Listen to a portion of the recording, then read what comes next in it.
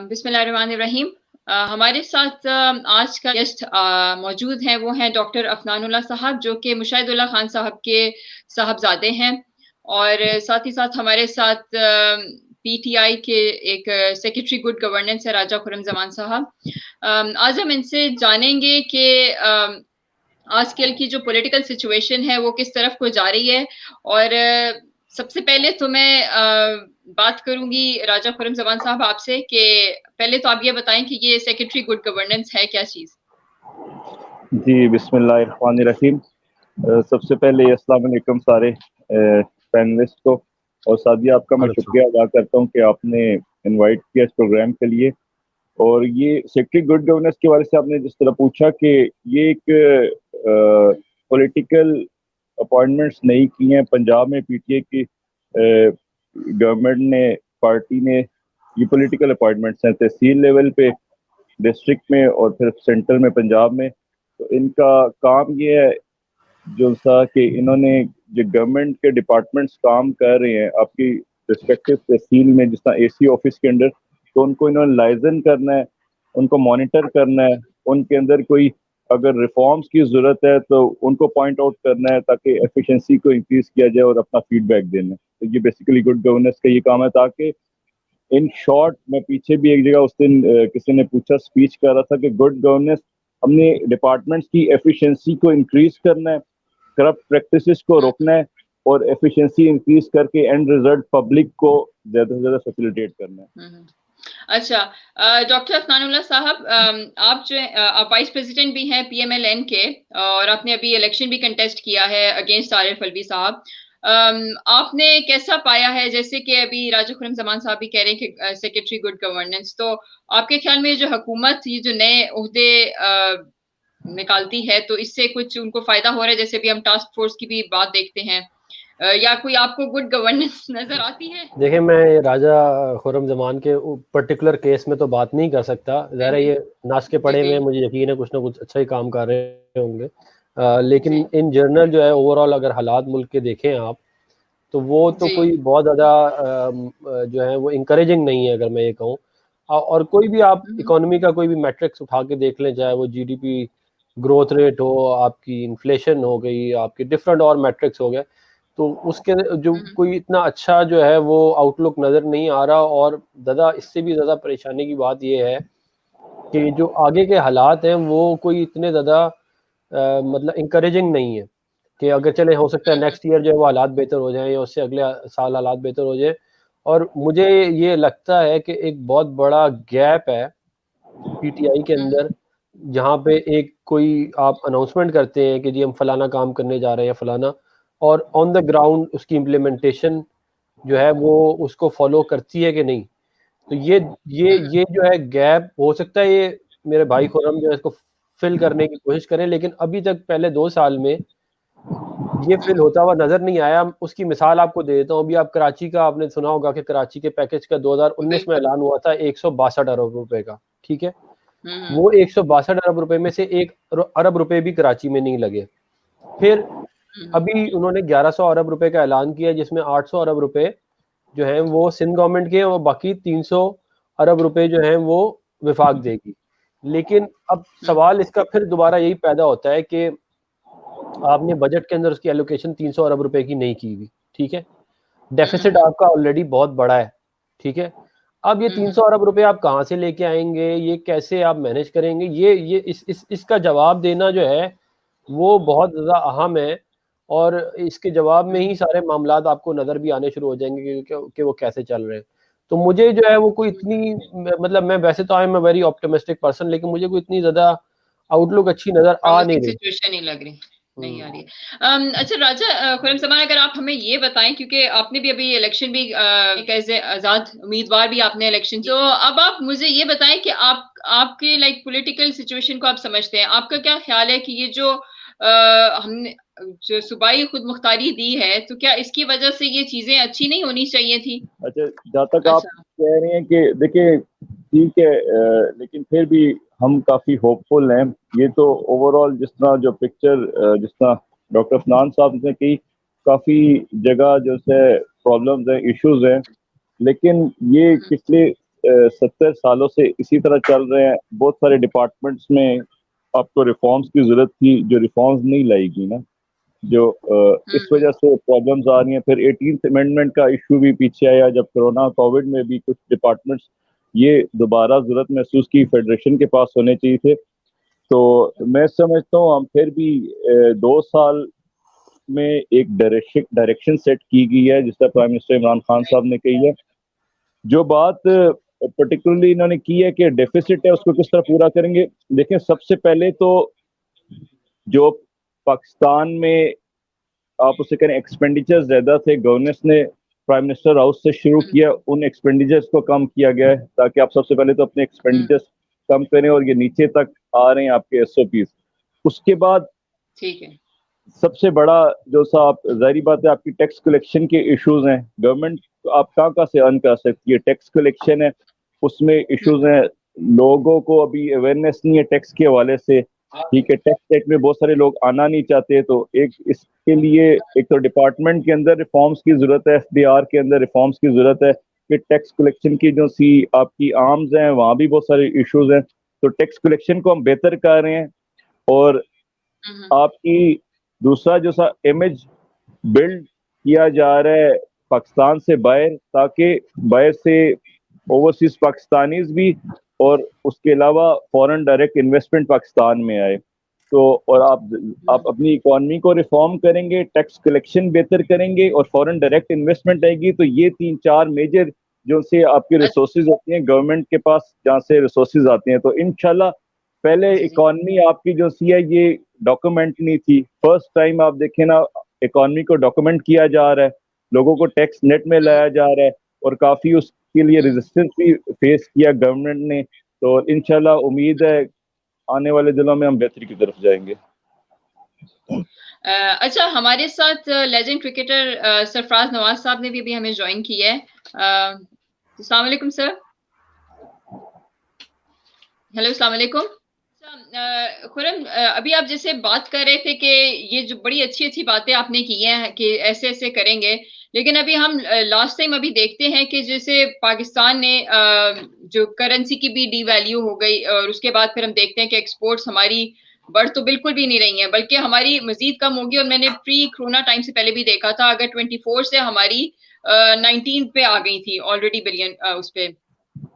तो ये बातें वही है ना कि ये आप लोग बात कर देते हैं कि जी ये ऐसे ऐसे होगा और सब कुछ अच्छा होगा। हमारे पास इंडिकेटर्स जो मौजूद हैं, कि जैसे वो अफनान साहब भी बता रहे थे कि जो हमारा इन्फ्लेशन रेट है वो कितने ज्यादा हमारा बढ़ गया है। फिर हमारी जो जीडीपी ग्रोथ रेट, अगर हम वो उसकी बात करते हैं तो वो नेगेटिव में हो गया हमारा। तो आप ये सब आप बताएं कि ये सब कुछ अच्छी बातें जो आप बताते हैं, ये हमें कब एक्चुअली में नजर आना शुरू होंगी? देखिए, ये आप ठीक कह रहे हैं, एक मुल्क को रिफॉर्म करना है, एक घर को रिफॉर्म करना हो, एक छोटे यूनिट को रिफॉर्म करना हो, तो उस पर काफी टाइम लगता है। आपकी बात ठीक है कि एंड रिजल्ट्स जो से नीचे एंड यूजर्स पब्लिक तक कब आएंगे। लेकिन मैं ये कह रहा हूँ कि जो डॉलर की आपने बात की, इस पे काफी सारी डिबेट भी होती रही कि डॉलर को पहले मैनेज किया जाता था तो एक जगह पे रुका हुआ था, अब उसको ओपन ट्रेड का के लिए छोड़ दिया गया मार्केट में, इसलिए वो एकदम ऊपर गया। और जाहिर बात है डॉलर आपका वापस नीचे तब आएगा जब आपकी करेंसी स्ट्रांग होगी, पाकिस्तानी करेंसी। मैं ये समझता हूँ कि हमने पाकिस्तान में मैं तो अक्सर कहता हूँ बेसिक लेवल से पाकिस्तान में रिसर्च एंड डेवलपमेंट का कोई यहाँ पे कॉन्सेप्ट नहीं है। हम यहाँ पे रिसर्च एंड डेवलपमेंट को इनकरेज करें, पाकिस्तान के अंदर हम अपनी इंडस्ट्री को बेहतर करें, अपनी प्रोडक्ट्स को बेंचमार्क्स के मुताबिक जो इंटरनेशनल है उसके मुताबिक बनाया जाए और अपने एक्सपोर्ट्स को बढ़ाया जाए। जाहिर बात है जब आपकी एक्सपोर्ट्स बढ़ेंगी तो आपके पास डॉलर आएंगे और उसके रिजल्ट में डॉलर की प्राइस नीचे आएगी, पाकिस्तान का आपका अपना रुपया ऊपर, उसकी वैल्यू बढ़ेगी। तो ये रोड मैप है। इस रोड मैप को पर जाने के लिए, एंड गोल को हासिल करने के लिए बहुत सारा एफर्ट चाहिए। तो इंशाल्लाह हमने डायरेक्शन सेट की है।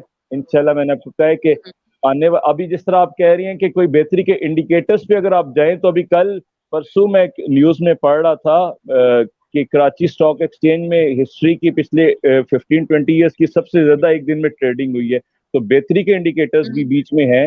लेकिन अभी क्योंकि 2 साल की गवर्नमेंट का स्पैन है, उसमें आप देखें 5-6 महीने बीच में कोरोना का इशू भी आ गया था, उस वजह से बीच में स्मार्ट लॉकडाउन किए गए, लेकिन फिर भी गवर्नमेंट ने कोशिश की कि पूरी तरह लॉकडाउन ना किया जाए लोगों को। पाकिस्तान में इकोनॉमिकल इश्यूज हैं, इकॉनमी पाकिस्तान की जो है आपको पता है क्राइसिस में है, तो ये सारे फैक्टर्स भी आप देखें तो इंशाल्लाह मैंने कहा कि बेहतरी की तरफ जा रहे हैं, इंडिकेटर्स बेहतर आ रहे हैं। जैसे कराची स्टॉक एक्सचेंज का कल परसों मैं पढ़ रहा था, आपको मैंने बताया, तो पाकिस्तान की सबसे बड़ी स्टॉक एक्सचेंज है, वहाँ पे एक दिन की पिछले 10-15 साल की लिखा था हाईएस्ट ट्रेडिंग हुई है। तो इंशाल्लाह अब कोरोना के बाद बेहतरी की तरफ जा रहे हैं हालात।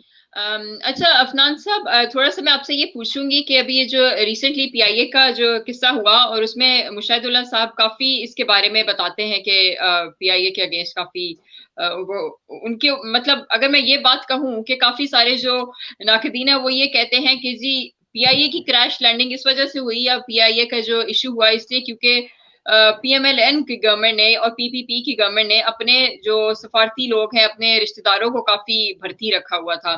तो आपका क्या ख्याल है इसके बारे में, क्या ये बात सच है? देखिए मेरा ये ख्याल है कि ये प्रोपेगेंडा है, ये कहते हैं जो कि हमारे जो मुखालफिन हैं उन्होंने किया हुआ है। मैं पीएमएलएन की बात कर सकता हूँ, और लोगों की तो मुझे पीपल पार्टी की तो पीपल पार्टी वाले ही करेंगे। लेकिन अब मुझे बताएं ना, ये कहते हैं कि ये जो अभी ऐलान किया इन्होंने, ये जो हमारे मिनिस्टर हैं एविएशन के, जिसकी वजह से पीआईए पे पूरी दुनिया में पाबंदी लग गई, जो बाद में पता चला कि ये ऐलान ही गलत उन्होंने कर दिया था, तो इसकी जिम्मेदारी क्या उन एम्प्लॉइज की है जो पीआईए में काम कर रहे थे, या इन्होंने ये तो नाअहली जो है वो तो वजीर की। और ये मेरे भाई ने भी बात की कि पिछले 70 साल ये तो भाई पिछले पीपल पार्टी के साथ भी यही थे, काफ लीग के साथ भी यही थे। ये 4 दफा एमपी बन चुके हैं, 2 दफा पंजाब के वजीर, 4 दफा पंजाब के वजीर रह चुके हैं, 2 दफा विफाक में वजीर रह चुके हैं, 2 दफा एमएनए रह चुके हैं पिछले 35 साल में। ये एक और वजारत में थे, वहां पे इन्होंने गन किया, इनको उठा के वहां से इधर लाके, और ये इंतहाई करप्ट आदमी है। आप यकीन माने कि ये एक यहाँ से उठ के उधर तक ना जाए किसी से पैसे लिए बगैर, ये इस तरह के आदमी है। तो जाहिर है फिर आप जब इस तरह के लोगों को आप बिठाएंगे लाके और 2 साल गुजर भी जाएंगे तो आप पिछलों के ऊपर तो नहीं डाल सकते ना। हमने 2013 में हमें हुकूमत मिली थी, हम 2014 तक सीपैक कर चुके थे, सीपैक की इन्वेस्टमेंट आनी शुरू हो चुकी थी 2014 में। हमने हर साल पिछले साल से बेहतर अपने जीडीपी ग्रोथ रेट करके दिया, हर साल पिछले साल से बेहतर इन्फ्लेशन रेट थे। तो आवाम जो है वो इस चीज में इतना इंटरेस्टेड नहीं होती कि आपने डॉलर को कैसे मेंटेन, आप किसी गरीब आदमी से कहें जाके कि जी इन्होंने डॉलर को मेंटेन किया हुआ था, बिल्कुल नहीं। और कई कंट्रीज हैं जो डॉलर को आर्टिफिशियली मेंटेन करती है, सऊदीया का या कुछ, बिल्कुल वो करते हैं, अगर आप देखिए बुराई नहीं है। गल्फ की जो कंट्रीज हैं वो 3.65 के ऊपर पिछले 40 साल से क्या कहते हैं $1 का 3.56 दिरहम है, और ये पिछले 30 साल से ये रेट चल रहा है। तो इसका मतलब किसी ने तो आप हर मुल्क अपने हिसाब से पॉलिसीज बनाता है ना, हमने जो है वो उसके हिसाब से अपनी पॉलिसीज बनानी जो हमें फायदा हो जहाँ पे। बिल्कुल। अच्छा खुरम, ये जैसे अभी ये बात कर रहे थे, देखें वाकई अगर ये हम लोग माने कि ये जो हमारे वजीर हवाबाजी के, उन्होंने ये इस तरह का ब्लंट उनसे हो गया, और फिर दूसरी तरफ अगर हम देखते हैं कि शाह महमूद कुरैशी ने भी अभी जो ओआईसी के हिसाब से उन्होंने जो बयान दिया, मुझे समझ नहीं आती कि वो लोग इस तरह की गुगलियां क्यों खेलते हैं। इसमें देखें, इसमें जिस तरह पहले पीआईए के हवाले से मैं बात करता हूँ, मैं जनरल बात करता हूँ, ठीक है, कि ओवरऑल अगर आप देखा जाए ना इंटरनेशनल पूरी दुनिया में जो बेंचमार्क्स है ना एयरलाइंस के हवाले से, उसके हवाले से पीआईए में, जब से पीआईए बनी है एयरलाइन, इसमें पॉलिटिकल हायरिंग होती रही है यहाँ पे लोगों की, ठीक है। तो ये तो ऑन रिकॉर्ड चीजें मौजूद है, हम ब्लेम गेम में नहीं जाते। इसी वजह से उसकी एफिशिएंसी भी लो थी पीआईए की, और बहुत सारे क्राइसिस वाले। जहाँ तक बात है स्टेटमेंट की मिनिस्टर साहब की, जब तक मुझे समझ आती है कि ये क्वेश्चन किया गया था उनसे नेशनल असेंबली के फ्लोर पे, तो वहां पे शायद उसका उन्होंने रिस्पांस दिया था। लेकिन मैं समझता हूँ कि चलें, आप जिस तरह कहते हैं उसको हाईलाइट ज्यादा किया गया दूसरे एंगल के साथ उन दिनों में। नहीं, आपको पता हाईलाइट है थोड़ा कि तो नहीं, पता है काफी अरब को नुकसान हुआ है इस ₹30 अरब स्टेटमेंट में। का खाली नुकसान रेवेन्यू में हुआ है। उसमें आप ये देखिए ना, उसमें ये देखें कि उन दिनों में कराची में एक एयरबस का प्लेन क्रैश भी हुआ था, तो गवर्नमेंट पे प्रेशर भी था, ओपोजिशन क्वेश्चंस भी कर रही थी नेशनल असेंबली में। जहाँ तक मेरी नॉलेज है, जहाँ मैंने देखा था, ये असेंबली में ये फिगर्स कोट की गई थी, वहाँ पे क्वेश्चन किया गया था मिनिस्टर साहब को उस हवाले से। लेकिन मैं समझता हूँ ठीक है, आप जिस तरह कहने बेहतर तरीके से हैंडल हो सकता था, लेकिन ओवरऑल पीआईए की जहाँ तक बात है, पीआईए के अंदर आप जाके, मैंने कहा ना, कोई बेंचमार्क आप उठा लें इंडस्ट्री से, इंटरनेशनल एयरलाइन से, वहाँ पे पॉलिटिकल हायरिंग्स होती रही हैं, जिसकी वजह से वहाँ पे उसकी एफिशिएंसी नहीं है वहाँ पे ऑर्गेनाइजेशन की, उनके एक्सपेंडिचर्स ज्यादा है, रेवेन्यू कम है, रूट्स के बहुत सारे इश्यूज थे, तो वहाँ पे उसको प्रॉपर तरीके से मैनेज नहीं किया जाता अरबों तरसे तक। दूसरी बात देखिए, मैं ये बात बहुत दफा की जाती है कि ये पॉलिटिकल हायरिंग वाली जो बात अभी ये मेरे भाई कर रहे हैं, इसके अंदर मैं बस ये बात ऐड करना चाहूंगा कि देखें, हमारे पे ये इल्जाम लगाया जाता है कि जी मेरे जो चचा हैं वो या और लोग जो है वो पीआईए में है। तो अब अगर कोई पीआईए में नौकरी कर रहा है, मेरे चचा 1975 में 1976 में, जब मियाँ साहब भी सियासत में नहीं थे, मेरे वाले साहब भी सियासत में नहीं थे, इस तरह उनकी हायरिंग हुई है, तो अब उसको आप जो है वो मतलब कि उसको अब आप पॉलिटिकल रंग देना चाहें, या जो मेरे मामू हैं वो तो मेरे वाले साहब से भी पहले पीआईए में थे, तो अगर आप उसका कोई इस तरह का रंग निकालना चाहें तो उसका तो कोई किसी के पास इलाज नहीं है ना। आप मुझे ये बताएं कि ये जो 33 अरब रुपए का लॉस किया है एविएशन के मिनिस्टर ने, इसके ऊपर आप उनको वजीर अभी तक आपने रखा है, वजीर आपने अभी तक उनको रखा, एक मिनिस्ट्री उन्होंने पहले खराब की है, दूसरी मिनिस्ट्री खराब करने के बाद आपने उनको वजीर रखा हुआ है। शेख रशीद साहब जो है वो उनके सुपरविजन में पाकिस्तान की तारीख में सबसे ज्यादा लोग मरे हैं एक्सीडेंट्स में रेलवे के अंदर, वो अभी तक वजीर है। इसका मतलब ये है कि प्रायोरिटी जो है वो आवाम नहीं है, प्रायोरिटी जो है वो कॉन्स्टिट्यूएंट्स है। नहीं, ट्रेन के हवाले से तो मैंने देखा है कि अभी आज ही की वो खबर थी कि उन्होंने काफी एक नया प्लान शुरू किया है रिगार्डिंग द ट्रेन, और वो शेख रशीद साहब काफी खुश हैं कि अब ये कोई इसमें एक अच्छा हम लोग देखिए, शेख रशीद साहब जो है उनका ना कोई दीन है, ना उनका कोई ईमान है, ना उनके रंग है, ना उनकी नस्ल है, ना कोई कुछ नहीं है। वो पैसे और ताकत के पुजारी हैं। वो पीटीआई के साथ या इमरान खान के साथ भी कोई वो पाकिस्तान के साथ मुखलिस नहीं है। उसको आपने रेलवे का मिनिस्टर लगा के कह रहे हैं गुड गवर्नेंस आएगी, कहाँ से आएगी? बुनियादी तौर पर मैं वही वाली बात कर रहा हूँ कि ये गेट नंबर 4 का मसला है। गेट नंबर 4 के ऊपर जितने जो कॉन्स्टिट्यूएंट्स आपके गेट नंबर 4 में बैठे हैं ना, तो फिर आवाम अगर मरती तो मरती रहे, उससे क्या फर्क पड़ता है? ठीक है। अच्छा, हमारे साथ सरफराज नवाज साहब मौजूद हैं। सरफराज नवाज साहब, वेलकम टू द शो। और सबसे पहले जो मैं आपसे सवाल करूंगी उसका आप अगर मुझे बताना चाहें कि ये पाकिस्तान के अंदर ये आम ख्याल किया जाता है या लोग कहते हैं कि पाकिस्तान में जब एहतसाब की बात आती है तो कुछ ऐसे जो जीम से ताल्लुक रखने वाले कुछ ऐसे लोग हैं जिनको खास कोई इम्यूनिटी हासिल होती है। तो आप इसके ऊपर थोड़ा बात करेंगे कि, और जीम में जिसे कुछ लोग कहते हैं जजेस भी हैं, जर्नल भी लोग कहते हैं, फिर जर्नलिस्ट भी आ जाते हैं, तो क्या ऐसी कोई बात है, कुछ आपको नजर आती है? देखें, एहतसाब की जो आप बात कर रहे हैं, एहतसाब के अंदर तो करप्शन बड़ी है। पहले जब मैं पाकिस्तान में भी था, आज से 7-8 साल पहले, तो एक कर्नल साहब का बड़ा छपा था कि बड़ा पैसा लूट के चले गए, कुछ भी नहीं हुआ। और अभी भी ये नैब के अंदर जो मामला चल रहे हैं, ये रिश्वत के अलावा और कुछ है नहीं। आप वहाँ पैसे दें, अपने आप को क्लियर करवा लें, उसके बाद फिर पॉलिटिसाइज किया हुआ है। जो आपको ऊपर से इशारे आते हैं कि ये कर लें, वो कर लें। अब आप देखें, साकिब निसार जितना बड़ा गंद वो डाल के गया है, शायद ही दुनिया में इतना बड़ा गंद हो। अब उसके नीचे लोग लगे हुए हैं, और उसके दो बच्चों की शादियां देख लें, किस तरह करोड़ों रुपए लगे हैं और कोई पूछने वाला नहीं। और नैब कहाँ गया? नैब को चाहिए ना कि वो जो चीजें पकड़े और पूछे कि ये पैसा कहाँ से आया जज साहब के पास।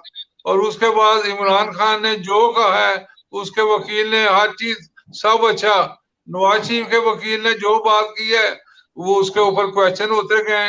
तो मैं ये कहूंगा कि जितनी देर तक एस्टेब्लिशमेंट और जुडिशरी इंडिपेंडेंट ईमानदार नहीं होगी, उतनी देर तक हमारा मुल्क संभल नहीं सकता, बेहतर नहीं हो सकता। क्योंकि ये लोग रखे हुए हैं ऐसे ही, जो काम कर रही है पाक फौज कर रही है, और पाक फौज जहां इशारा करेगी वहां इमरान खान हाँ मिलाएगा, नहीं मिलाएगा तो फारक। नवाशी का आप देख लें, उसने हाँ में हाँ नहीं मिलाई तो क्या हालात हैं जेल में भी, और हर चीजें उसके खिलाफ आई हैं। और इमरान के मुताबिक आप देख लें, जितने इसके इर्द गिर्द लोग हैं सब करप्ट हैं, सबको माल उठा रहा है, और सबको ये कह रहा है कि लूट लो जो तुमने आज तक मेरे पे खर्च किया है और आइंदा भी जो खर्च करना है। डॉक्टर अफनान, अगर मैं आपसे ये बात पूछूं कि लोग कहते हैं कि अगर नैब जो है वो एहतसाब नहीं करती है, तो नैब के अंदर जो सारे लोग हैं वो तो पहले हुकूमत ने भर्ती किए हुए हैं, तो वो कहते हैं कि बेसिकली तो ये नैब जो है वो एक फैसिलिटेटर है लोगों के लिए, तो इसलिए ये एहतसाब नहीं हो सकता है। तो आपका इसके बारे में क्या ख्याल है? देखिए, भर्ती तो आप मतलब के भर्ती आप किसी को भी कर लें, आपको इस बात की गारंटी तो नहीं होती ना कि वो बाद में परफॉर्म करेगा कि नहीं करेगा। ये दलील गलत है कि इन्होंने भर्ती, अगर हम भर्ती इसलिए नहीं करते थे लोग के ताकि लोग हमारे खिलाफ केसेस ना बनाएं या हमारे खिलाफ बनाएं। तो बुनियादी बात तो ये है कि नैब का काम पाकिस्तान में करप्शन की रोकथाम करना है, लेकिन वो इसके अंदर बुरी तरह ना सिर्फ फेल हो चुकी है बल्कि पाकिस्तान में करप्शन की प्रमोशन के लिए अगर किसी इदारे की बहुत बड़ी खिदमात है तो उसमें नैब का नाम जो है वो पहले नंबर पे है, और उसको मैं आपको दलील के साथ प्रूव कर सकता हूँ। आप देखें, इन्होंने ऐसे अहमकाना किस्म के केसेस पूरी दुनिया में हारे हैं ये लोग, जिसकी वजह से पाकिस्तान की जग असाई हुई है। इधर लंदन में हारे हैं ये लोग, उसकी वजह से हम पे फाइन हुए बहुत बड़े बड़े। इनकी रिकवरी आप चेक कर लें कितनी है और इन्होंने फाइन कितने करवाए, आपको पता चल जाएगा इनकी कंट्रीब्यूशन क्या है। फिर आप मुझे एक बात बताएं कि नैब का वो इदारा जिसका काम पाकिस्तान में करप्शन को रोकना है, वो उसका क्या अमल दखल है कि वो पॉलिटिकल इंजीनियरिंग कर रहा है? वो हमेशा उसको जो मुखालिफ है उसको नोटिस भेज रहा है। वो बजाय इसके कि आप करप्शन को रोकें। देखिए, करप्शन जिन्होंने रोकनी होती है उसका तरीका ये नहीं होता कि आप अपनी ऑपोजिशन को दीवार से लगाएं, आप अपने आसपास भी लोगों को देखें जो करप्शन कर रहे हैं।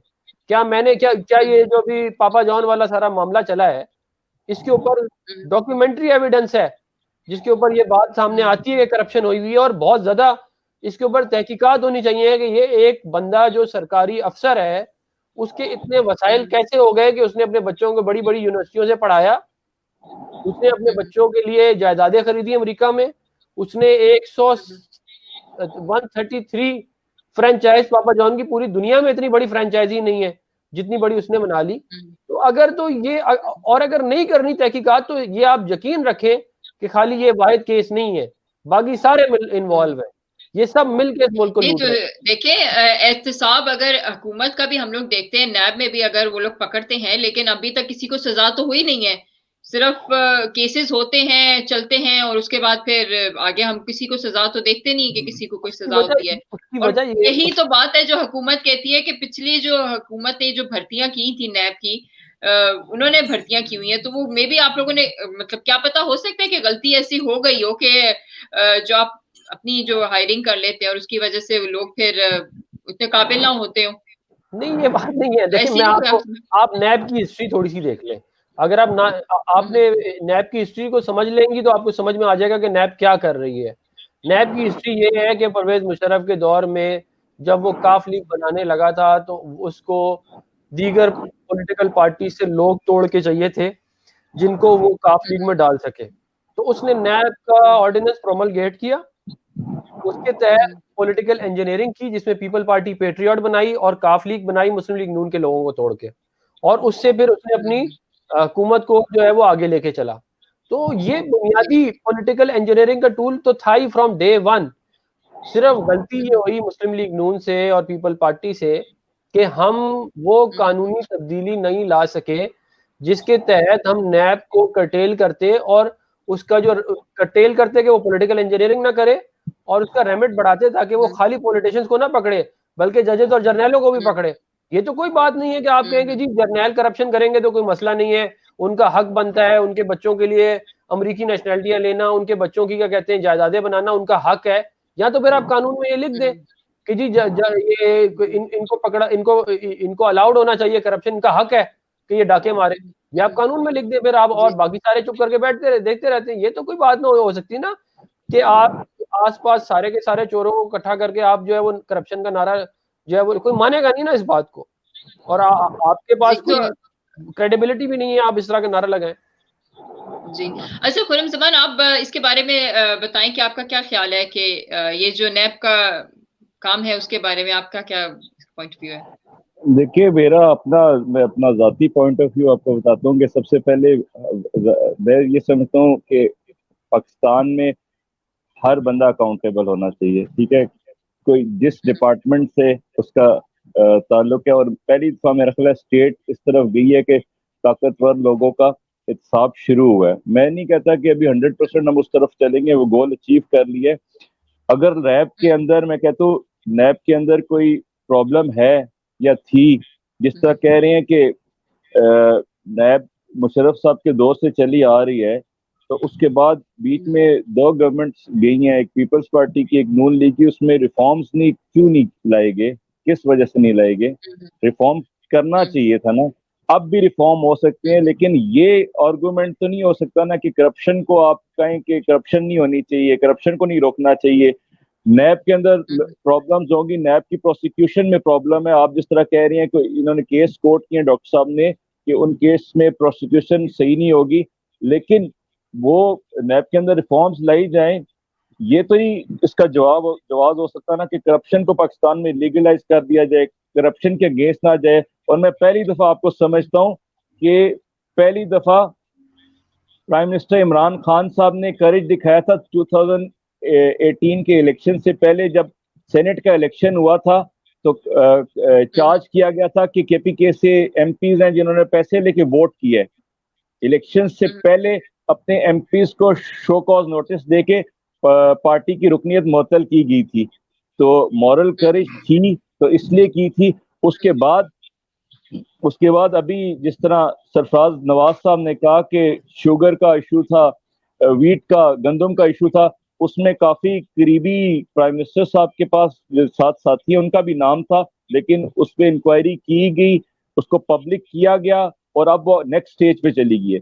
तो ये प्रोसेस चलेगा, आहिस्ता आहिस्ता रिफाइन होगा। अगर की प्रॉब्लम्स है उनको दूर करना चाहिए, लेकिन करप्शन को लीगलाइज नहीं किया जा सकता। करप्शन को रोकना होगा हमें जिस लेवल तक रोक सकते हैं। और पहली दफा पाकिस्तान में सिटिंग मिनिस्टर्स को नैब ने नोटिस भेजे हैं, अरेस्ट किए गए हैं। पंजाब से भी मिनिस्टर को नैब ने नोटिस भेजे थे, अरेस्ट किया ये तो था। आप माने ना कि ये सारे जो भी हो रहे हैं या नोटिस जारी हुए हैं, ये सिर्फ अपोजिशन को जारी हो रहे हैं। नहीं, गवर्नमेंट के अंदर जो पंजाब के मिनिस्टर अलीम खान साहब, उनको नोटिस नहीं मिला था, उनको नैब ने अरेस्ट नहीं किया था जिस रूल के तहत अपोजिशन को किया था।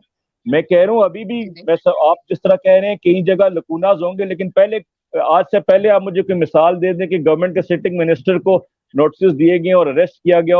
और बहुत सारे मिनिस्टर को भी बता रहा हूं कि वो जब पे कोई अगर कंप्लेन आई है उनके अगेंस्ट इंक्वायरीज इनिशिएट होंगी, आप देख लेना। तो as a common Pakistani citizen और पीटीआई वर्कर बिल्कुल इस पर क्लियर है कि अक्रॉस द बोर्ड अकाउंटेबिलिटी होनी चाहिए। अगर कोई करप्ट प्रैक्टिसेस कर रहे अभी भी तो उसको हम सपोर्ट नहीं करते, इंशाल्लाह वो भी अकाउंटेबिलिटी में आएगा। मेरा तो ये क्लियर स्टांस है। तो मैं कही थी कि सरफराज नवाज साहब, अब आपका ये जो गिला होता है कि ये पकड़ते नहीं है, तो ये तो आई थिंक आपका क्लियर हो गया होगा। नहीं, देखें मोहतरम जो अभी बात कर रहे हैं, इनसे ये जरा पूछ लें और ये लोगों को बताएं कि इमरान से पूछ के बताएं कि कियानी साहब जो अद्वियात के मामले में सैक कर दिए गए, उसको सेक्रेटरी जनरल बना दिया गया, और उसके बाद आज तक क्या इंक्वायरी हुई है कि जो अद्वियात की कीमत जो 100 रुपए की वो 10,000 की हो गई? तो कौन सी इंक्वायरी हुई है, कौन सा पकड़ा गया है? और बेहतर उसको जवाब दे दिया है। दूसरा, अब जो इंडिया से इन्होंने अद्वियात मंगवानी थी उसमें फौजरी की है, अद्वियात कुछ प्रूव हुई थी और वहां कुछ लिख के भेज दिया, उसकी इंक्वायरी में कौन पकड़ा गया? उसके बाद इमरान खान खुद इसका जवाब देना कि उसने खुद भी इसमें जो चीनी का मामला है उसमें खुद सब्सिडरी का अपना जो फेडरल गवर्नमेंट में मामला चला, क्योंकि तजारत का मिनिस्टर तो इमरान खान खुद है, फाइनेंस का मिनिस्टर भी इमरान खान खुद है। तो ये जो फेडरल गवर्नमेंट में फैसले हुए हैं ये इमरान खान की अप्रूवल है, इन्हें वे है। उसके बाद फिर चीफ मिनिस्टर पंजाब है, उसने जाके अपना साउथ पंजाब में वहां समरी मंगा के अप्रूवल कर दी। तो ये सारी करप्शन नहीं है तो क्या है। उसके बाद अभी जो यूटिलिटी स्टोर में दोनों हेड जो हैं, जो चेयरमैन है या दूसरा सीईओ है, एक दूसरे के खिलाफ खत लिख रहे हैं कि उसने करप्शन कर दिया, उसने कर दिया। तो क्या बना है, कोई दो गिरफ्तार हुआ है, कोई सस्पेंड हुआ है, कोई निकाला गया है। ये ऐसे जनरल बातें हैं। और इमरान खान ने जब डॉलर महंगा किया था 110 से 150 पे ले गए, और उस वक्त जो स्टेट बैंक के बाजवा साहब थे उन्होंने वादा किया कि मैंने अपना असद उमर को बता दिया था, और असद उमर ने कहा मैंने इमरान को बता दिया। इमरान ने कहा मुझे पता नहीं। एकदम इतनी छलांग मार के जो दोस्तों को, जो अपने आदमियों थे, उनको पहले कह दिया था, कह दिया होगा कि यार अब ये सारे डॉलर वगैरह खरीद लें और मैं ये करने लगा हूं। तो ये सारी चीजें हुई हैं। तो ये किसकी करप्शन है? जो जायदादें इमरान ने बनाई हुई हैं, ये कहां से आया पैसा सारा? इसके पास तो 1996 में मैंने इसकी जो इंक्वायरी की थी 18 लाख रुपया क्या ही था, एक सुजुकी गाड़ी थी वो भी चोरी हो गई थी। और उसके बाद मियां चन्नू में जमीन थी इसके बाप की, और साथ वेस्टपुर सोसाइटी में प्लॉट थे। ये इसकी जायदाद थी, वो एक लंदन में नहीं तो ठीक है अब ये हुकूमत काम तो कर रही है। अब हम देखते हैं कि इंशाल्लाह उम्मीद रखते हैं कि ये हुकूमत काम कर लेगी। और मैं रिस्पॉन्स करना चाहता हूँ। जी देखें, जिस तरह सरफराज साहब कह रहे हैं इमरान खान साहब के बारे में, तो ये चीजें सारी चैलेंज की गई थी। जब पनामा के बाद केसेस चले थे तो सुप्रीम कोर्ट में ये चीजें चैलेंज की गई थी, और वहां पे वो मनी ट्रेल दी गई थी, स्टैब्लिश होके फिर सुप्रीम कोर्ट ने डिसीजन दिया था। ये एक फोरम पे जज हो चुका है। और दूसरा, जाकियानी साहब की, इन्होंने हेल्थ मिनिस्टर साहब की बात की। सबसे पहले तो आप ये देखें कि जैसी उनके अगेंस्ट कोई कंप्लेन आई तो उनको कैबिनेट से हटा दिया गया। और अभी इससे पहले तो इतनी इस तरह स्विफ्ट इतने जल्दी एक्शन नहीं होता था। उनके अगेंस्ट एक कंप्लेन आई, उनको कैबिनेट से हटा दिया गया। और अभी मेरा ख्याल है कोई एक इंक्वायरी भी उनके अगेंस्ट पीछे मैं सुना था इनिशिएट की जा रही है। तो ये इसी तरह पहला स्टेप तो यही था, उनको कैबिनेट से हटाया जाए, बाकी आगे उस फोरम पे डिसाइड होगा। ठीक है। और भाई 1.5 साल हो गया, 1.5 साल हो गया है, अब इंक्वायरी नहीं हुई अभी तक चार्जशीट ही नहीं आई। तो ये कौन सी इंक्वायरी है बड़े भाई? जी नहीं, हमें उम्मीद रखनी चाहिए इंशाल्लाह कि हुकूमत कुछ करेगी। Thank you so much for all the guest. Thank you for being here. जी थैंक यू। अल्लाह हाफ़िज़।